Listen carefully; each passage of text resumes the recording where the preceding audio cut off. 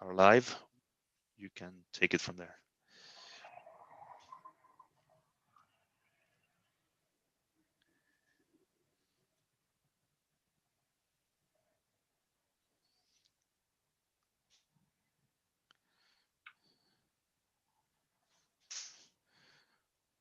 All right, welcome everyone to another Quantum Matter seminar. It's my pleasure today to introduce Oleg Starykh from the University of Utah.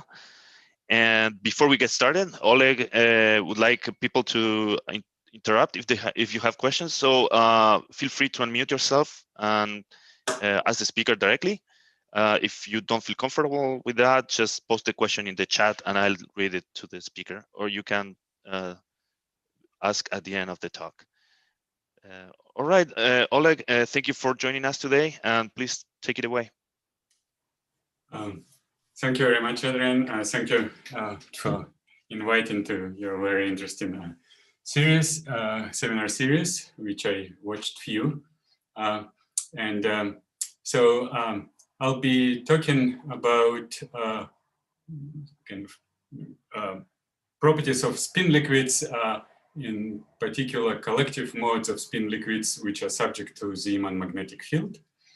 And this talk is based on a couple of papers already published, with one with, oh, by the way, oops. Do you see my pointer? Actually, you see? Because I don't. No, I don't see your pointer. Okay, so I forgot what to do about that. Just a sec. How is it? Why? Sorry. If you have a Mac, maybe it's in a different desktop. You have to move it. I don't know. Right, it is a Mac. Sorry, just a sec. I'm thinking, what should I do? It would be useful to have it, right? Any suggestions from the audience?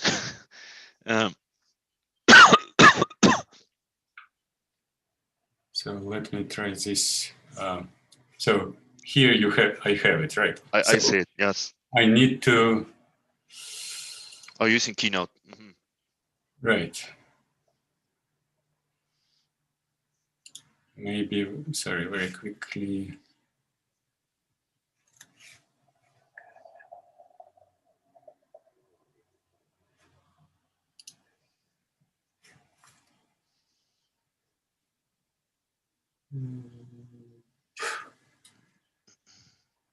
No, I don't see it.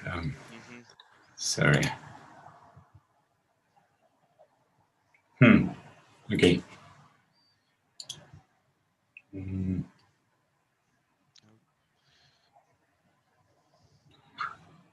can try one more time. See. Yeah. Okay. Sorry. I guess I'll have to. No. One. Show. Yeah. Yeah. I have no idea where to do it. So okay. Sorry. Should have so. But so okay. We go like this, and I try to explain better. So right. So this is based on a couple of papers published in collaboration with Leon Balens and Anna Kesselman. And if I have time, I'll describe a work in progress, which we do with my student Randall Wang and Anna on spin chains. So the plan is to as follows. So I'll very briefly introduce, talk about spin liquids, which I presume you all know, and then jump in to discuss what happens when they're subject to Zeeman magnetic field. And later in the talk, I switch to the simplest and best understood spin liquid, which is spin half chain in magnetic field, and show that surprisingly, there are some features which appear to be not appreciated before our work, which have to do with interaction between spinons. And if time allows, our work in progress is on studying what happens when we also have Zoleshinsky-Marie interaction, as often it happens in the materials. Okay, and so the big motivation for this talk and for this research is, the question about spin liquids, and in particular, how to tell if a given material, realizes a spin liquid. And this is, of course, huge question. We have many candidate materials, and there is no single answer to this question. But so what are the key properties of spin liquids? They have no broken symmetries. It's an entangled state characterized by fractionalized excitations, carrying, for example, spin-ons, carrying fractionalized spin number, and emergent gauge fields. And all of these play together in highly intricate quantum mechanical dynamics. And so when we think of experimental probes, neutrons first come to mind, and also resonant X-ray and NMR, and increasingly terahertz optical experiments, and electron spin resonance, and thermal transport, of course. And so, and all of these, taken together, kind of provide, probe different aspects of the spin liquid. And so I'm going to argue today that spin dynamics in magnetic field, which is a very kind of basic, at least conceptually, very simple setup, also holds some interesting clues about them.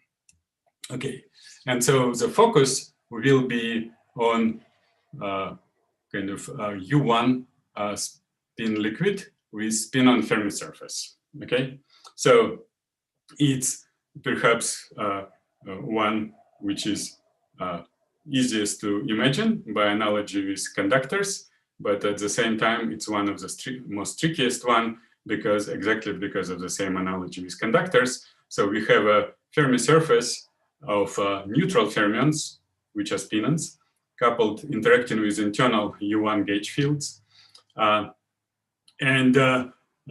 This such a ground state, if it is realized, possesses a very interesting and unusual combination of properties which make this material metal-like from the point of view of, for example, thermal currents.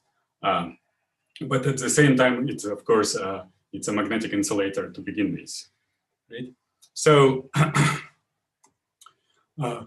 particular systems which motivated, so the particular models which motivated this type of ground state suggestion, spin-on Fermi surface, there are many, and I'm just very give just a tiny sample. So they have to do with often triangular geometry and additional, so Heisenberg plus ring exchange interaction on the triangular lattice has been argued to by Matrunych and collaborators to stabilize the spin liquid of this kind.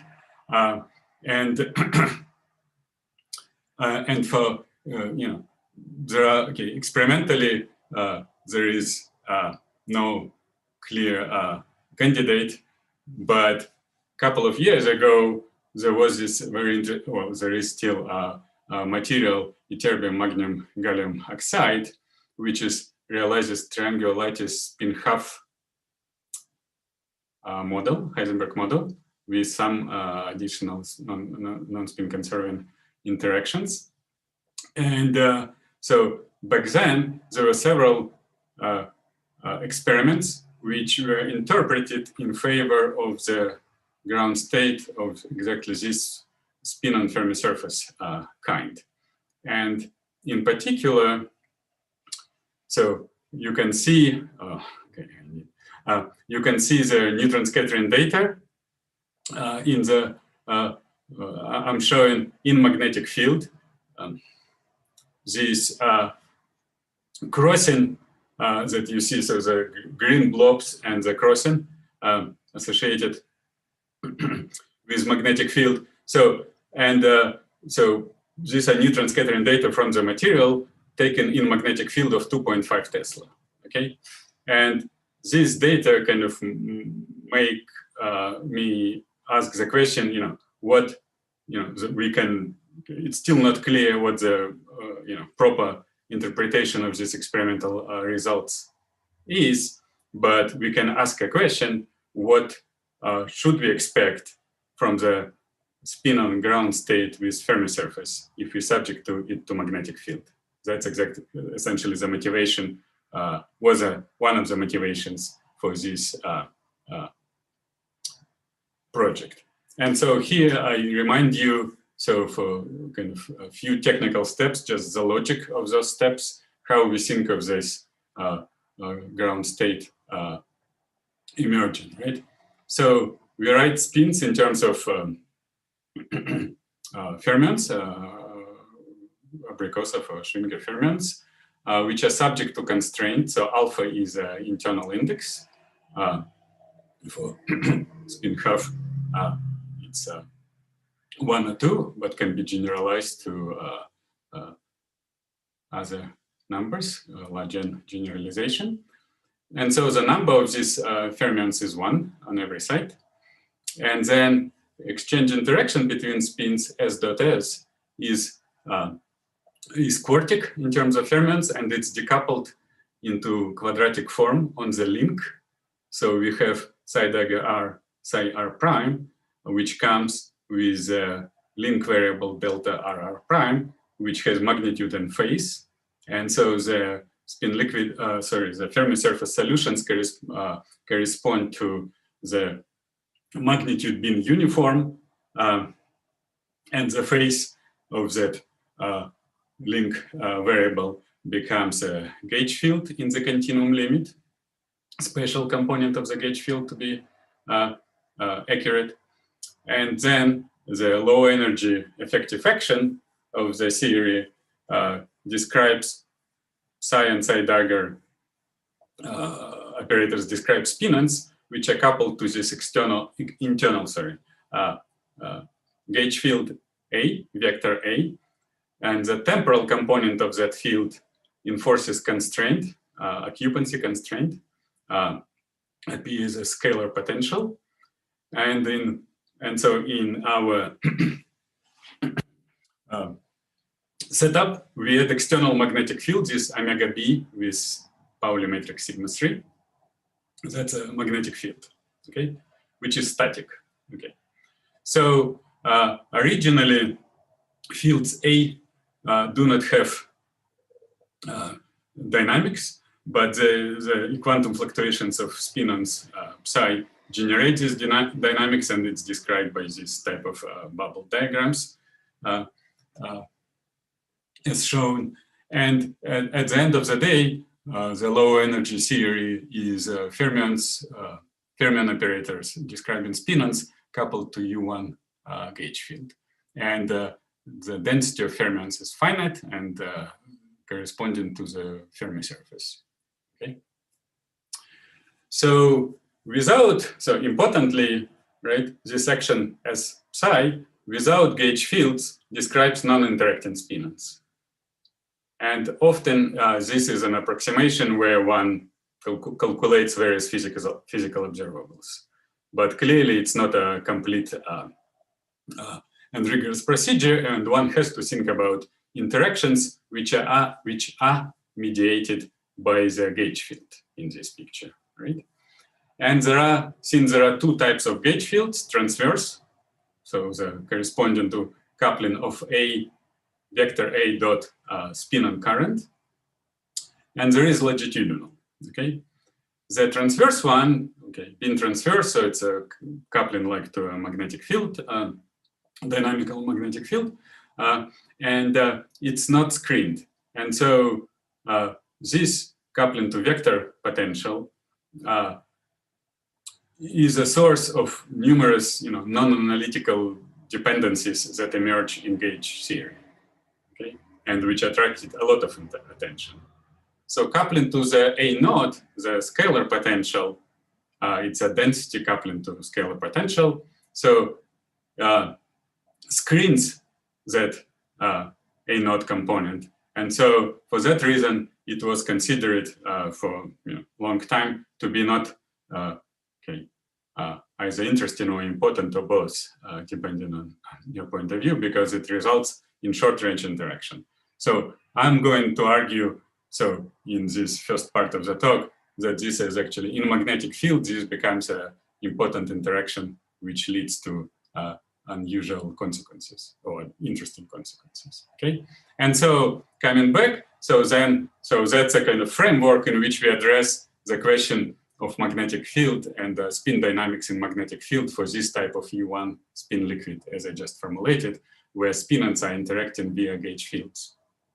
Okay, and the focus will be to think of a metal-like property, conductor-like property. Okay, and because in magnetic field, it turned out, and it's an extremely ancient literature going back to 50s, that thinking of collective excitations of Fermi liquid, without magnetic field, about zero sound excitation, and but the spin excitation corresponding to collective spin mode, without magnetic field happens to be inside the particle Hall continuum, and as a result, doesn't represent an excitation. So it's but it was Seelin in 1957 who realized that when subject to magnetic field, one will have a collective, well-defined collective mode corresponding to spin 1 excitation, and I'm going to show this shortly. And then, interestingly, something that I've learned as we embarked on this study is that, this looking for these excitations, collective spin excitations in simple metals was a very active area of research in 60s. And actually, so there were both theoretical predictions and then experimental experiments which have found excitations in several simple conductors, experiments by Schultz and Dunifer, references to which are shown here. And at the time, they were taken as actually a proof of Landau Fermi liquid. So as I show, the existence of such collective spin mode is what makes a difference between Fermi gas and Fermi liquid. So the collective mode appears only due to the interaction between electrons. Okay. So how does it come about? And now I will focus back to our problem, but the first part, is very similar to just usual metal. So we have a Fermi surface of our spinons subject to magnetic field, and since spinons have no charge, so it's only the Zeeman field that is relevant for this study. So very simply, since spin is conserved, and that's a initial assumption of this whole construction, so the Fermi surface is split into bigger and smaller, corresponding to spin, say, up and down.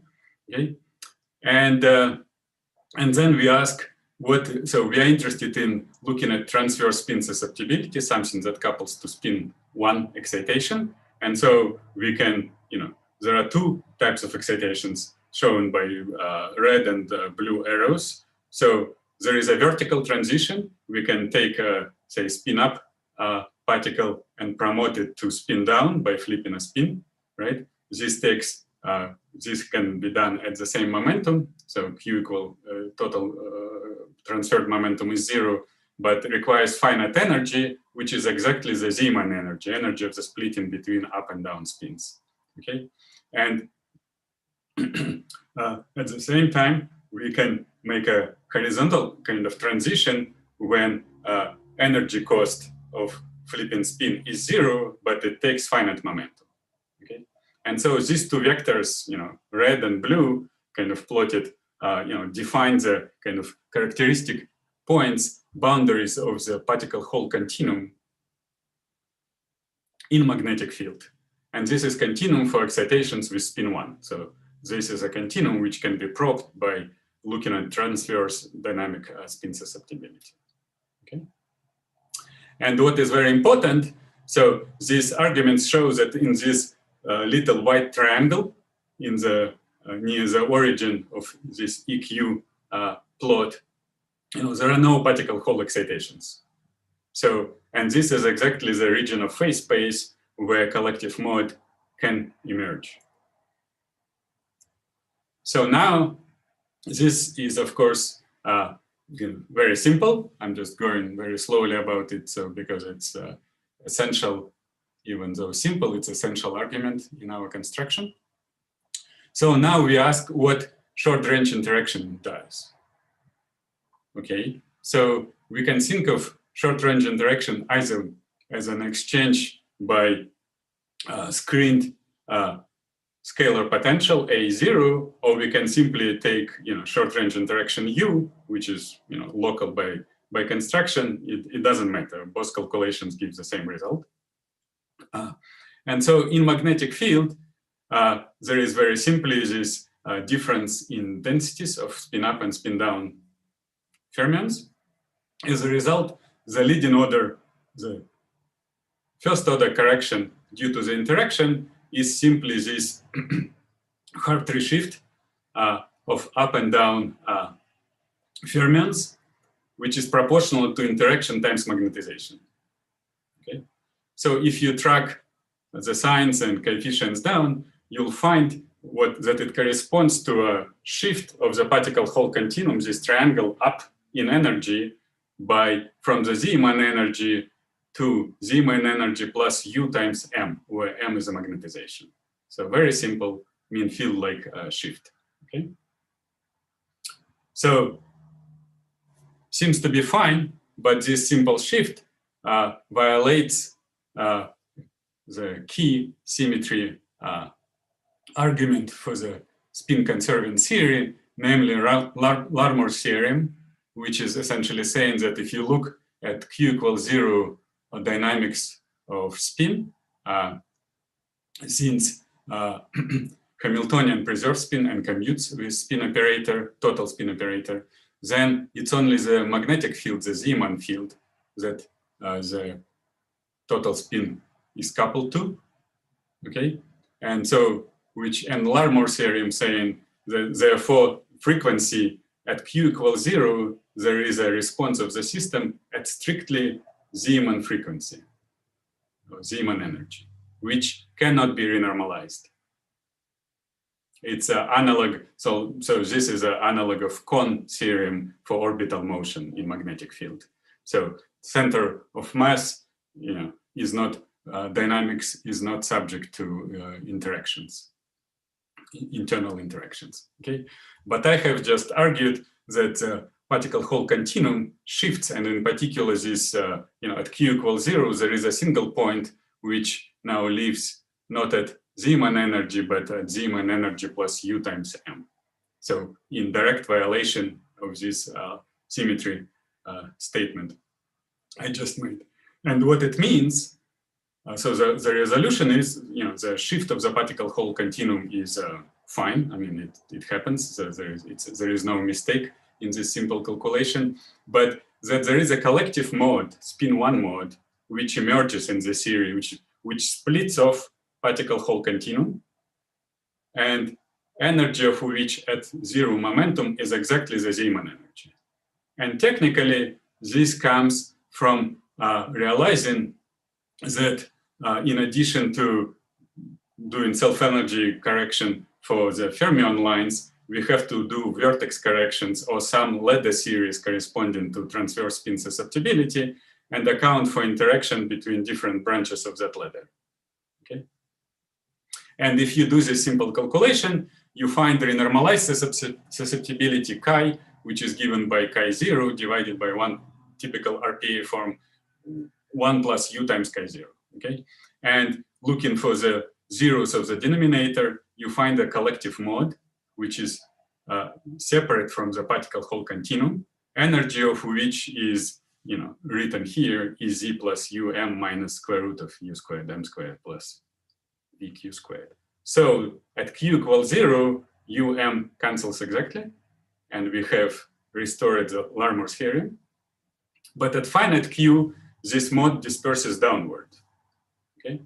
And it is this mode that was observed in 1967 in experiments that I mentioned, which were essentially ESR experiments. Okay, and so now we understand. So the first point is that in the U1 liquid, where interaction is described by, in particular, by exchange of the screened gauge fluctuations A0, the temporal part, we have to have similar mode, which is again collective spin 1 mode, which shows up and as a pole in the dynamic transverse dynamic spin susceptibility.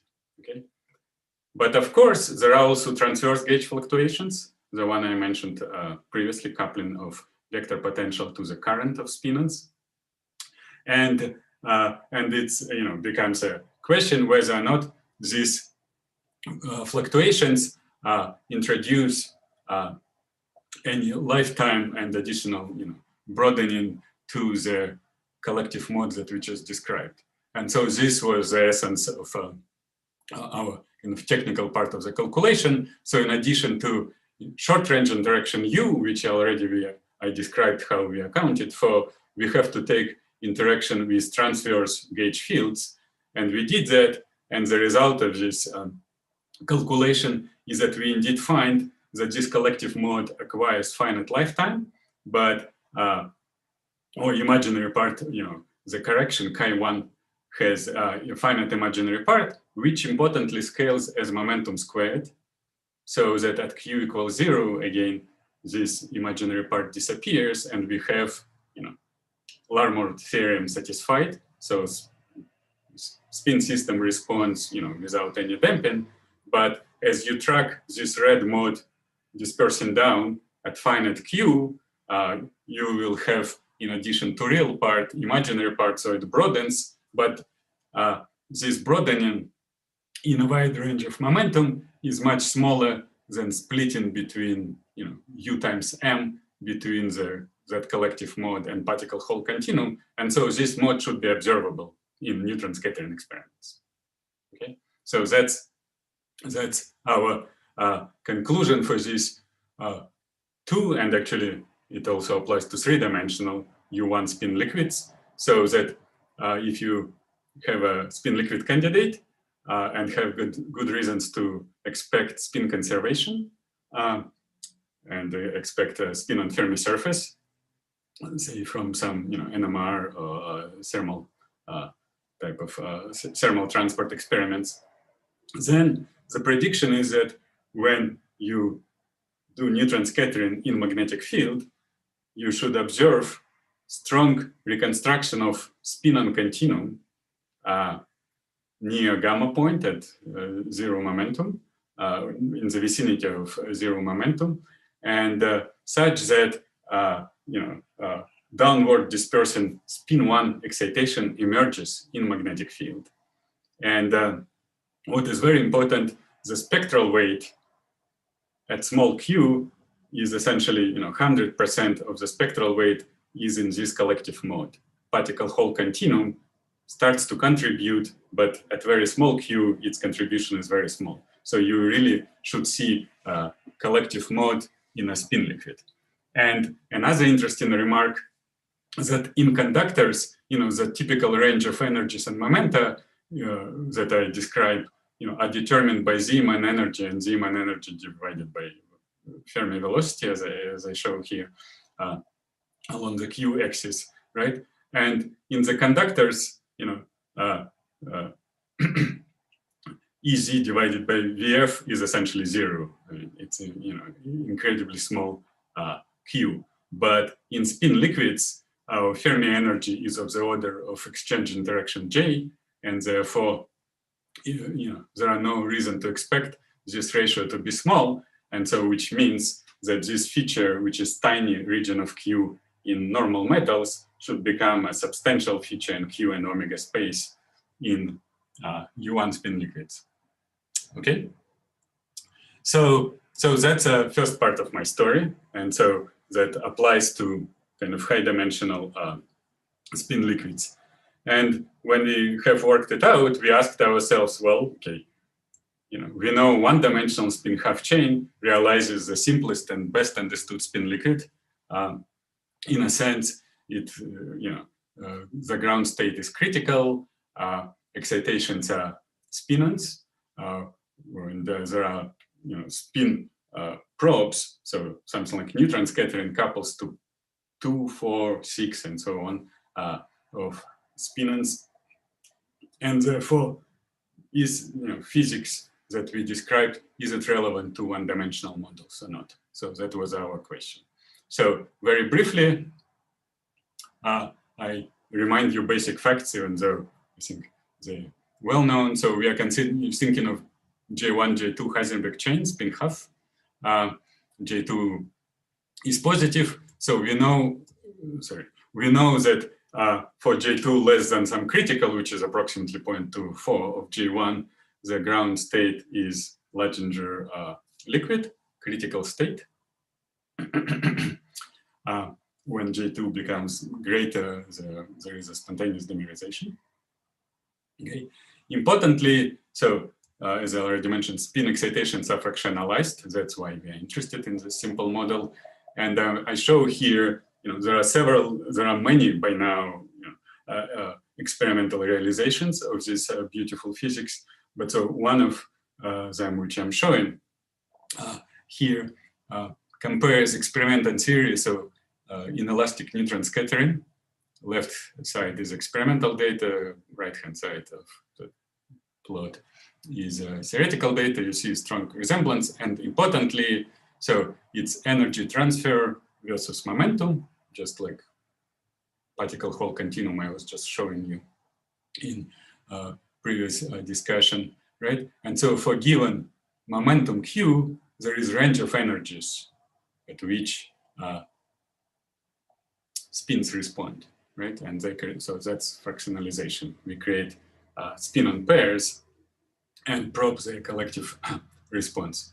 And I'm showing this particular paper because on the right, they show comparison of experimental data with contributions from 2 and 4 spinons. So experimental accuracy in this particular case is so high that not only we see 2 spinon continuum, but they argue in this paper that they can, they see measurable consequences of 4 spinon continuum, okay? So it's just, to me, it just shows that, okay, how well understood this simple model is, okay?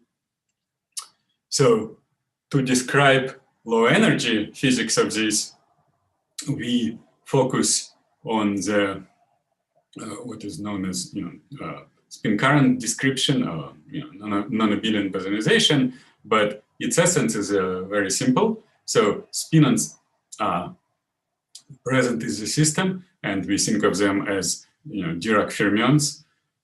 The Fermi surface consists of 2 points, and linearizing near those 2 points, we have right and left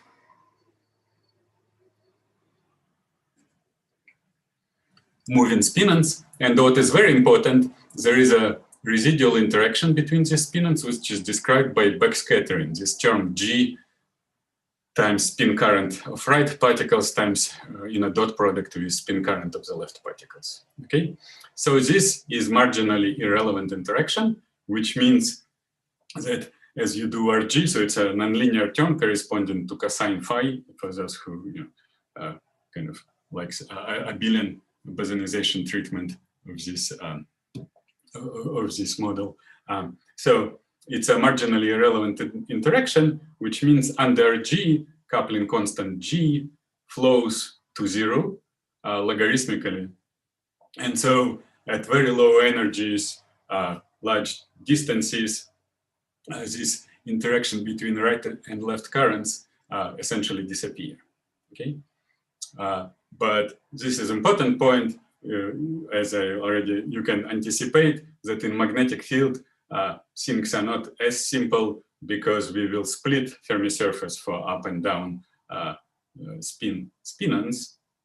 And as a result, the flow will not be able, in magnetic field, RG flow changes. And that is technically, crucial technical element for our subsequent consideration.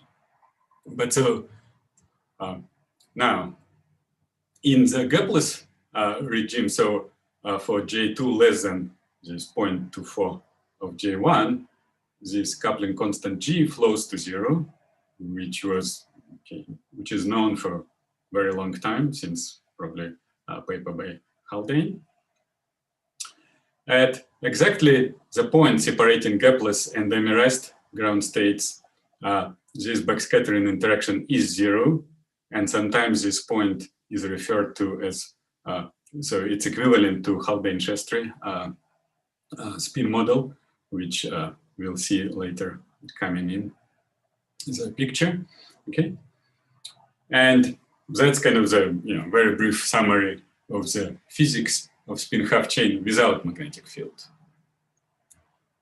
Now we add magnetic field, okay? So we split our simple spin-on Fermi surface, which again consists of two approximated by two straight lines, describing right and left movers. So magnetic field couples to magnetization, which in this language is sum of right and left moving spin currents. Okay, and again we can ask what is the lowest energy excitation in transverse, corresponding to spin flip excitation in this system, and we immediately recover this kind of characteristic particle Hall continuum bounded by two lines, such that at 0 momentum, vertical transition corresponds to creating excitation with exactly the Zeeman energy induced by external magnetic field. And so this just one-dimensional version of two or three-dimensional picture I was presenting to you previously. So and that's how, if you do it, this calculation using, for example, bosonization, that's how you also observe, for example, asking about electron spin resonance in a spin chain.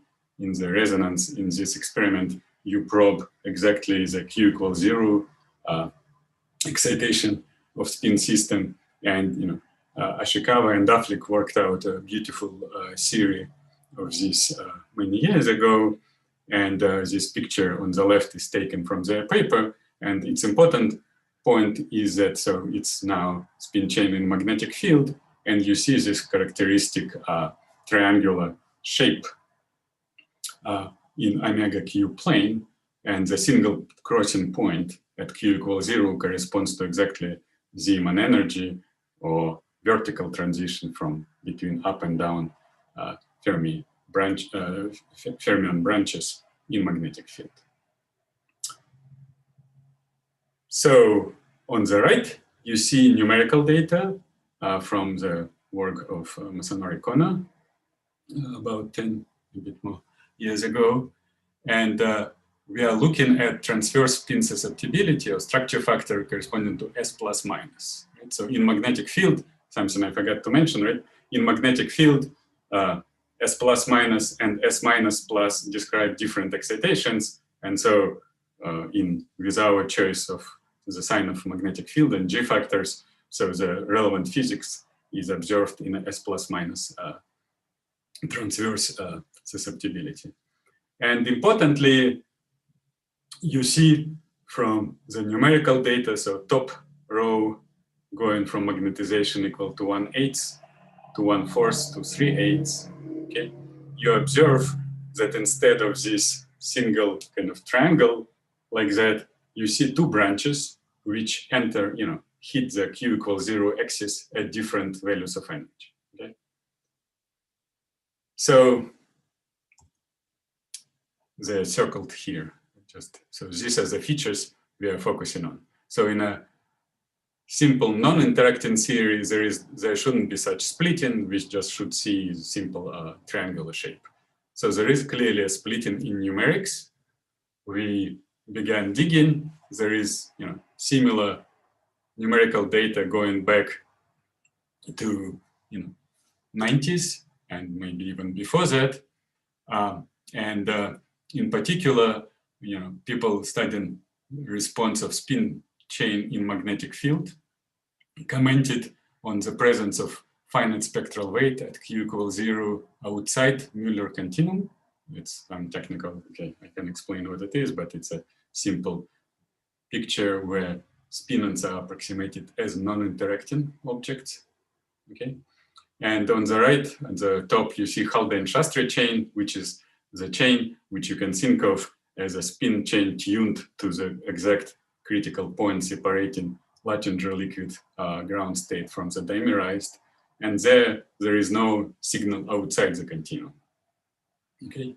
And so all of this leads us to suspect that generic response of spin half chain in magnetic field should have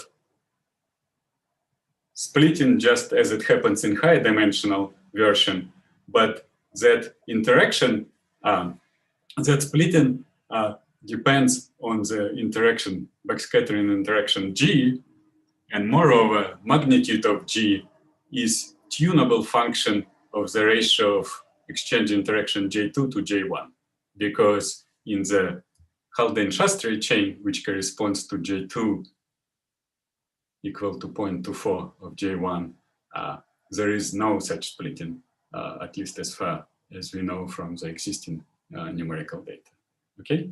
And so then we have kind of motivated by this previous numerical results, which, however, were not understood. So none of these papers discussed where this splitting is coming from. They kind of, it's clearly present in the data, but the origin of this phenomenon has not been discussed as far as we know. And so now we would like to present a theoretical description of this. So the only interaction, as I described, that we have in our chain is this backscattering interaction between currents. So in magnetic field, we have to separate interaction between components, Z components of the currents corresponding to magnetization, and transverse components corresponding to spin flips. So, and again, so the first part, JZ introduces finite shift of the spin continuum from the Zeeman at Q equals 0 for all Qs, but in particular at Q equals 0 from Zeeman energy to Zeeman energy plus Gm divided by 2. But there is also this transverse channel as plus, as minus, J minus interactions between currents. And somehow, by appealing to our understanding of high dimensional liquid, this interaction has to restore Larmor theorem in a sense that at Q equals 0, the response system has to respond, spin chain has to respond at non-renormalized excitation energy, Zeeman energy. Okay, and so the calculation that follows is somewhat involved, but it's logical. It's again RPA-like treatment, but extended to one-dimensional system, so we can do a pretty good job and in one dimension. And so it corresponds to steps which I indicate. So we decouple this backscattering interaction by Hubbard-Stratonovich field, integrate fermions out, calculate the fermion determinant, expand. So it's all done in magnetic field.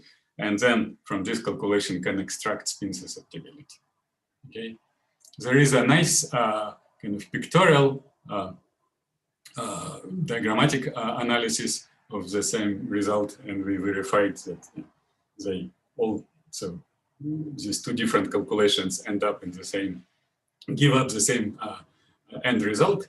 And so that we can think of, so spin current interaction induces coupling between J plus and J minus of right and left moving spinons.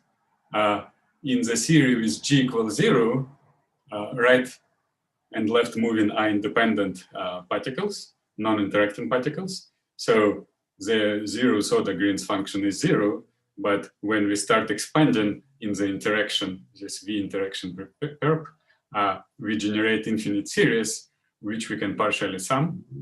And the result is that what we need for transverse spin susceptibility is correlation function of total current, which is J plus of right plus J plus of left.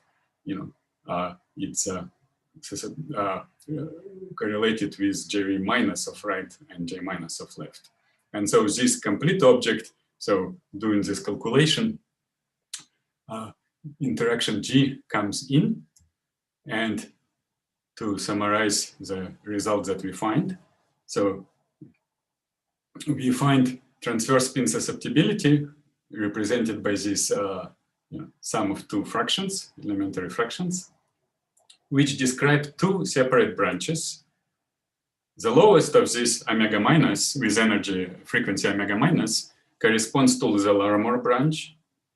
Okay, so it's a spin 1 excitation in transverse spin susceptibility, energy of which goes to 0 when Zeeman energy B in our units as k goes to 0. The residue, so A minus on the right of this pole, goes to finite constant in these units 2 when k goes to 0. There is another branch, upper branch, omega plus, which is split from the Zeeman energy by backscattering interaction G times magnetization. And the residue of that branch vanishes when k goes to 0. Okay, so this is exactly describing the physics which is contained in the data, in numerical data, that particle-hole continuum shifts up in energy, and then a collective mode corresponding to omega minus in this notation splits off, and it takes at small momenta, it carries most of the spectral weight. And at finite momentum, some spectral weight appears in the plus mode, but it's really small. Okay, so it's again restructuring of this spin and continuum in magnetic field. So that's nice. But can we, we would like to make sure that what I just presented to you is indeed so. And so we did our own DMRG calculation done by Anna Kesselman. And she found a very nice, she result of these calculations are now described, and they completely support the picture I just presented to you. So what is shown is spin chain. I'll be showing with different values of J2. J2 is next nearest interaction, which is, I'll show you, indeed controls the coupling constant small g, backscattering interaction. So when J2 is 0, we are looking at transverse spin susceptibility, omega versus k response. And you see two branches clearly, emerging from the vertical axis, and magnetic field is 1. So the lowest branch, which energy is 1, is exactly the Larmor mode. The upper branch, is fading. Its spectral intensity fading as it approaches the vertical axis. So its spectral weight vanishes. And so taking a cut of susceptibility structure factor at different momenta, you can see, at k equals 0, there is response just at one frequency, again, Zeeman frequency. As we go scan in momenta, increasing momenta away from 0, we start to pick up contribution from lowest branch, which is maximum, and upper branch, okay? If we do the same calculation in the spin chain, which is tuned to the point J2 equal 0.24 of J1, so the critical point, you compare two pictures and you see the splitting between upper and lower branches, omega minus and omega plus, is absent. So therefore, the spin chain with J2, different or 0 or small compared to 0.24, we can think of interacting spin and liquid, where backscattering interaction, plays a very important role in describing the response to magnetic field. Whereas when we tune to non-interacting spin and gas by tuning J2 to this critical point, this interaction disappears. So we can, from doing this type of calculation for different values of J2, we can extract magnitude of the splitting between upper and lower branches. We can extract, scaling of the backscattering interaction G with ratio of J2 to J1, and see that it indeed extrapolates to the critical point, known from the literature. So it all works. So it all makes sense, and so we now can understand. So even in one dimension, there is a difference between spin and liquid and spin and gas, and the magnetic field helps to kind of enhance this difference at small momenta. So that's nice, but there is more to this story. Okay, so let's keep looking, and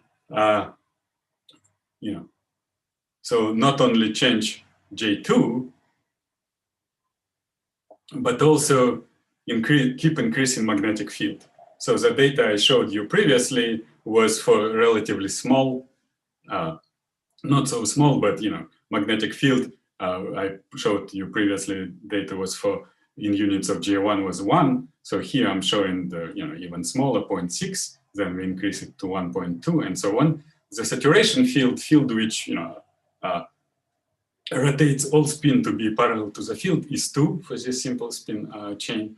And so we notice, so there are, right, for J2 equals 0, so there is finite splitting at magnetic field, starting from the smallest magnetic field. As we increase magnetic field, that splitting increases, and we understand it. It's proportional to G times magnetization, so it makes sense. But looking at the critical, what I called previously critical point, J2 equal 0.24 of J1. So when splitting was absent for small magnetic field, as we increase magnetic field, we see that by the time we approach saturation, 1.8 or near 0.2, we see that two branches split in energy. Okay, and so what is going on?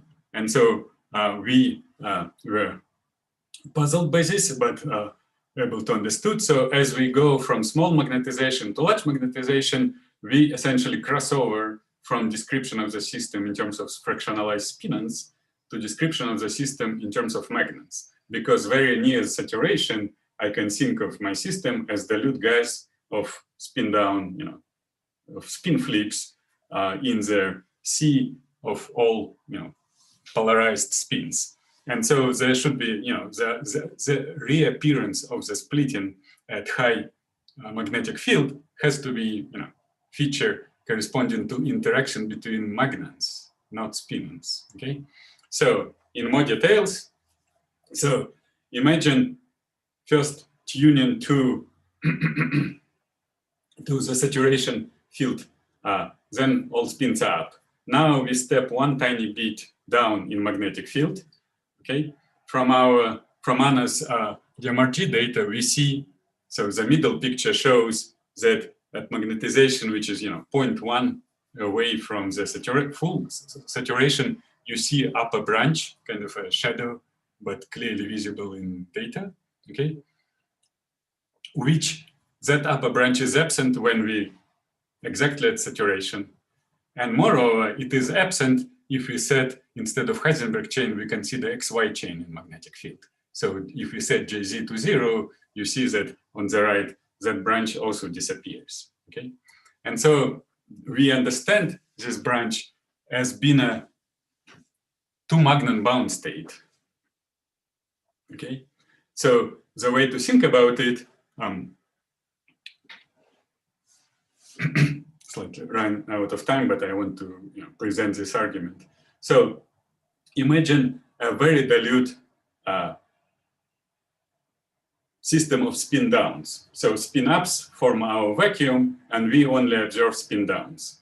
And in particular, we are, when magnetic field is close to critical field, saturating field of 2, spin downs are very far from each other. So it's extremely dilute Bose gas. That's a description of this, appropriate theoretical description of the chain at high field. Okay. Now, if we push magnetic field to above saturation, then it's even simpler. All spins point up, and we can ask, we can solve this problem, of course, exactly in many different ways. And in particular, we can find that in addition to usual magnons, there are bound states of them. And the first such bound state was found by Bethe in 1931, a long time ago, right? So there are bound states of those magnons, okay? And they've been studied, in great details in the past. And so this picture shows dispersion. So it's technically called antibound because the bound state appears above the two magnon continuum because we are talking about antiferromagnet. Okay.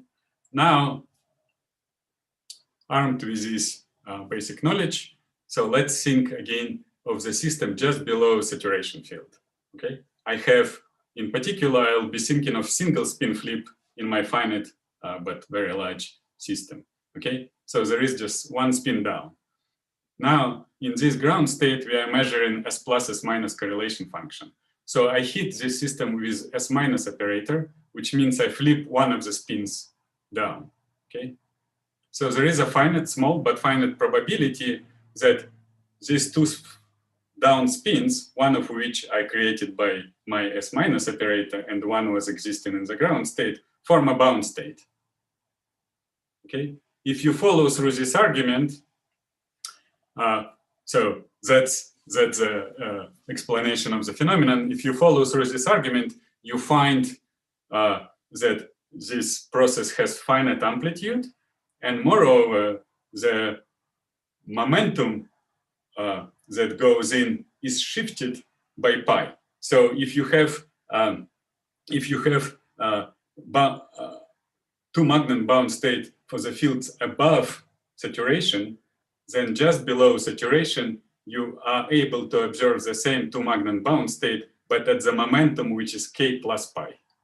That follows from the kinematics.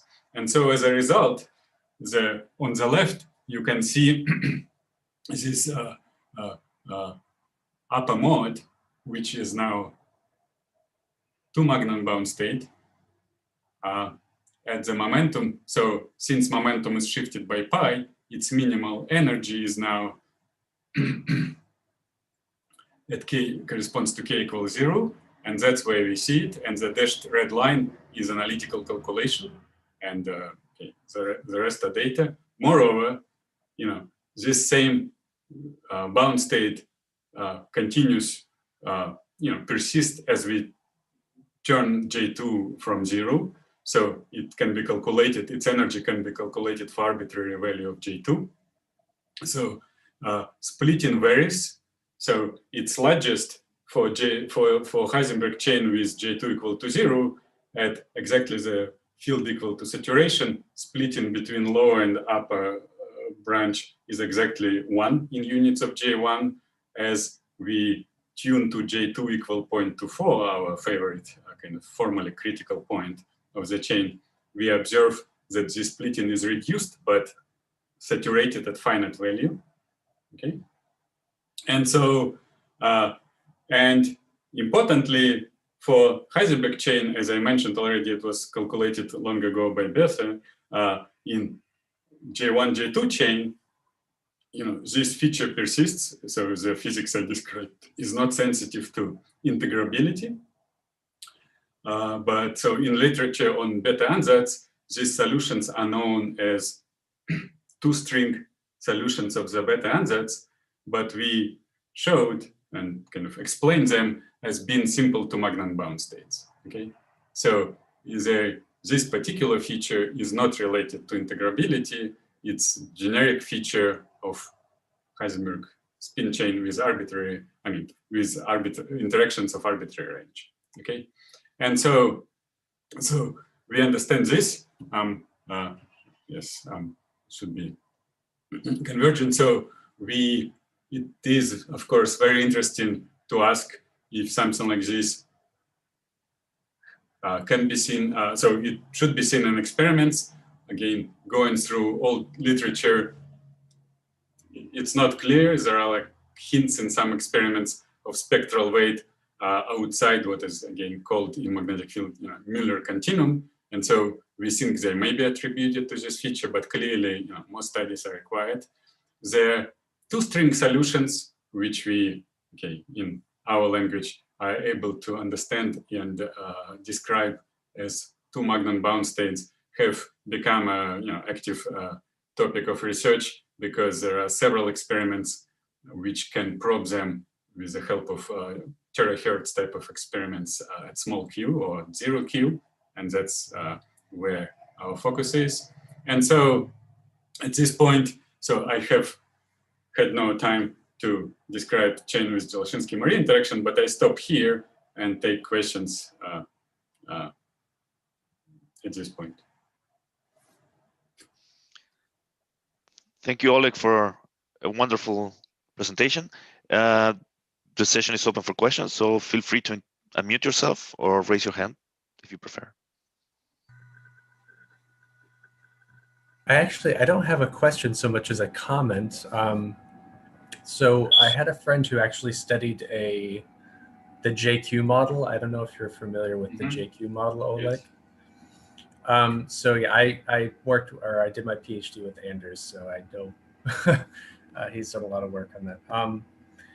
So my friend actually studied the JQ model in a magnetic field, and they actually found this picture in the two-dimensional version of the JQ model. This the appearance of bound states in magnons. Okay. I don't know if you've actually seen that paper, but it came out 2 years ago, I guess. So if you would send me, I'll be very much interested in seeing it. And so yeah, sure. I'll send you a link. Yes, please. But so no, I'm okay. So thank you for a comment. So I'm not aware of that paper, but okay, it sounds like it's so they were looking at the high fields, right? So it's corresponding to saturation. Okay, great. That's great. Okay. Se Wang, do you want to mute yourself? Yes. So I thank you very much for the presentation. So I'm a bit confused by the second part you already mentioned that this upper branch is this two-string state, but in the first part you mentioned that this split at q equals 0 or k equals 0 is due to the interaction of spin-ons. Right. I didn't get the how to reconcile this. Well, okay. So what we are showing, right? So for magnetic fields which are small on a scale of effective Fermi energy, so the splitting is due to interaction between spin-ons, between fractionalized excitations of your spin liquid. Okay, so it's simply that in spin half chain we are able, it's certainly very easy theoretically to ask what happens near saturation, right? And experimentally in the spin liquids, it's also, I mean, so it just spin. So before thinking of spin chain, we simply didn't think of this question simply because, for thinking of 2 or 3 dimensional spin liquids, one would need magnetic field again of the order of effect, several exchange constants, which can be huge, right? And so there was just kind of, no, not much. Okay, so Philip just mentioned the paper where they looked at JQ model in high magnetic field, but okay, we simply, so similar physics should be present there, but we did not, explore it in much details yet. We are thinking about it. But so in spin chain, it's just changing field from 0 to 2, we go through the crossover from the, theoretical description in terms of spin-ons, fractionalized excitation, to theoretical description in terms of magnons, which is valid and appropriate description at very high magnetic field. Yeah. And so there is no contradiction, it's just different physics. So different regions of this space are controlled by different physics, fractionalized excitations and liquid formed by them versus Magnon excitations, again, that still interacting with each other. So yes, for J2 equals 0, so this is exactly solvable by beta ansatz. So the point is you provide additional insight beyond beta ansatz, or yes, we believe so. So essentially,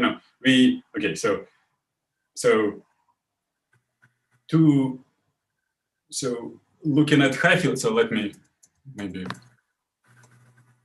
say this. So this particular, so you look on the numerical data from, again, the Kona's paper. Okay, so it's an evolution, right? So at small magnetic field, a small magnetization, we understand this as coming from this backscattering interaction between spinors.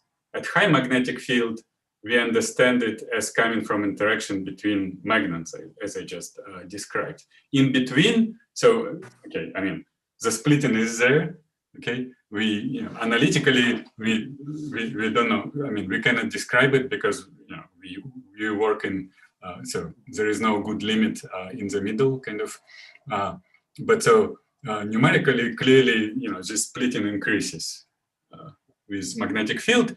But important point, what we see in our own numerics is that it's kind of feature of the crossover. If you look on J2 equal J1 equal 0.24 of J1, right? So splitting really is 0 or very small for fields, of order 1, and then starts increasing. So there are clearly two different regimes which we understand as this spin on liquid versus strongly interacting magnon gas.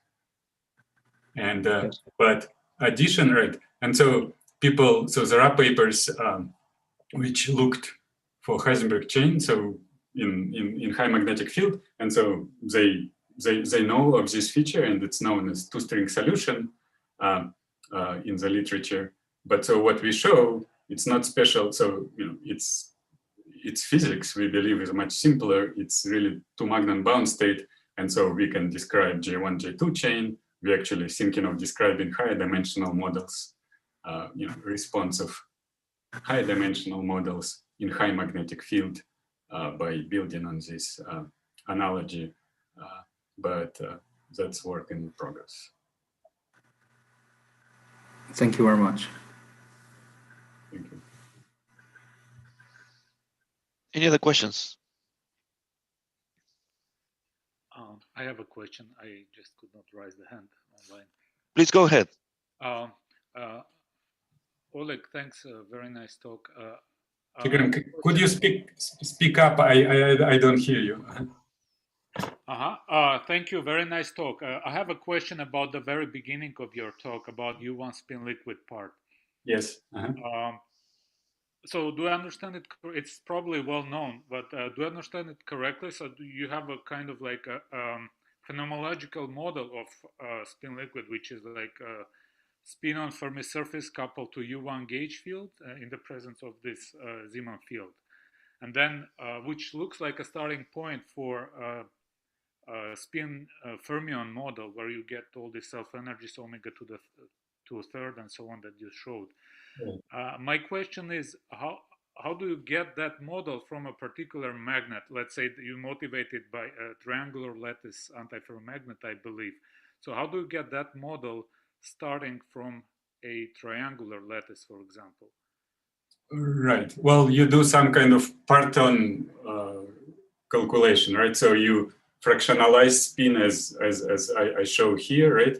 And then you introduce bond variables, this delta RR prime, decouple, hoping that it's a good, so, people have done a lot of studies, doing Gutzwiller projection and similar to argue for the merit of particular decoupling approximations. But in the case right. In the case of triangular lattice, previously it was argued by Matrunich and collaborators that this seems to so Heisenberg plus ring exchange, right? The spin on Fermi surface ansatz seems to provide good approximation to the numerical data. That's essentially that. So at the end of the day, analytically, it's essentially impossible to control, to say which ground state has the lowest energy, right? And so in that sense, it's indeed phenomenological. So we know, we impose the symmetries that we want from the ground state, and that take it as a model and then verify it or justify it by comparing with predictions and seeing if they're consistent or not. So that's our logic here. So we did not. So we take it as an input, right? So we are asking, provided such a spin liquid is realized, what would be its response in magnetic field? That's our logic. Yeah, I guess more specific question would be, on the next page you had the action written down.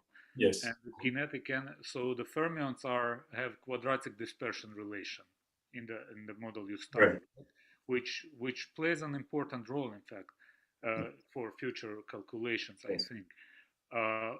But on a triangular lattice, typically one gets Dirac fermions because of the pi flux threading triangular plackets if you do such a construction, right? So it's a different ansatz. So okay, so there is a Dirac. So there are very nice arguments and strong indications that indeed in J1, J2 triangular model, right? There may be a spin liquid which corresponds to Dirac fermions, right? I agree. So which means, so we at the present, so that's something I'm thinking about, but I'm not ready to say much. But so that would be it's a different model, Dirac spin liquid in magnetic field. And as far as I know, it's not known what happens. The further question would be, how does the ceiling mode of spin 1 excitation depend on the dispersion relation? So I don't think it's okay. So essentially for quadratic, okay. So two levels of argument. Okay, first one, in calculations that I've seen, our calculation, if thinking about metals, more generally going back to 60s and 70s, as I said, so essentially all of them are Fermi liquid type calculations. Okay, so this quadratic dispersion is built in, if you want, right?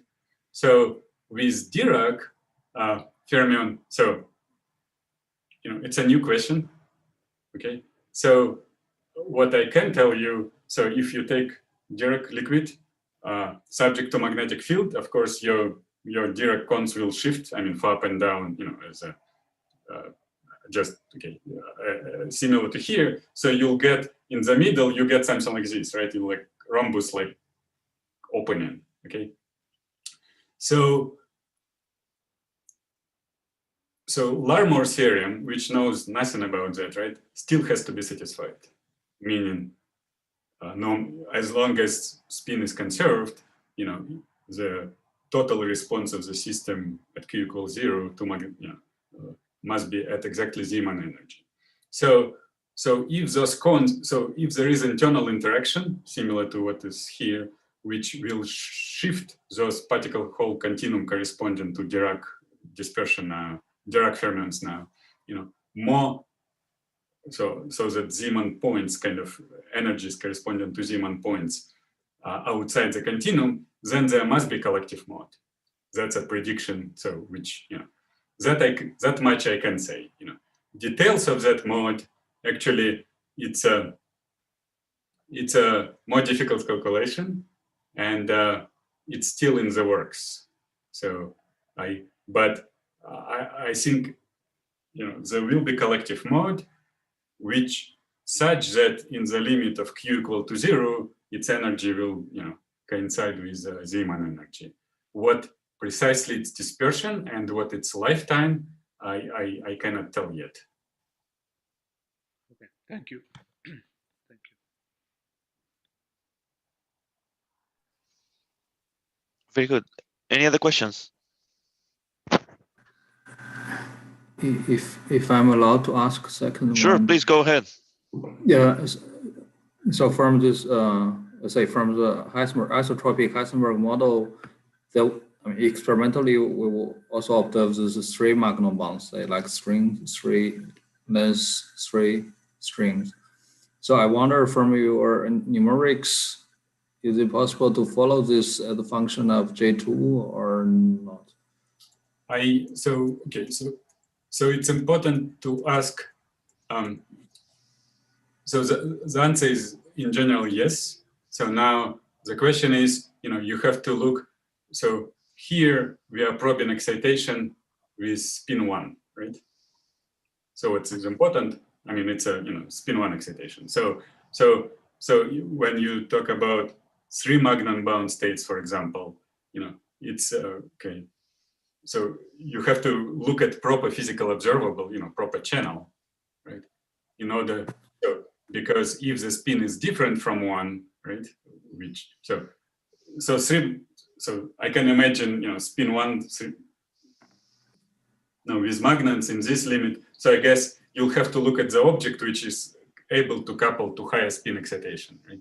That's what I'm trying to say. I think from beta ansatz, it could also be delta S equal -1. Then it will be visible. So, but its intensity will be lower, right? Yes, but this must be located at higher energy. But you showed here only up to 4. Maybe it's at higher energy you didn't. So we did not. So we did not specifically look for this higher bound state. So our interest was extending 2 magnum bound states to non-integrable cases, like adding J2 or other interactions. So, but so I agree that as long as it's a spin 1 object, it should be present in the data. We did not specifically look for it. Great.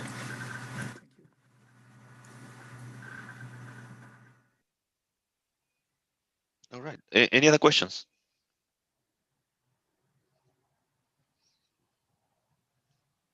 Okay, so if not, let's thank Oleg one more time, and thank you for joining us, and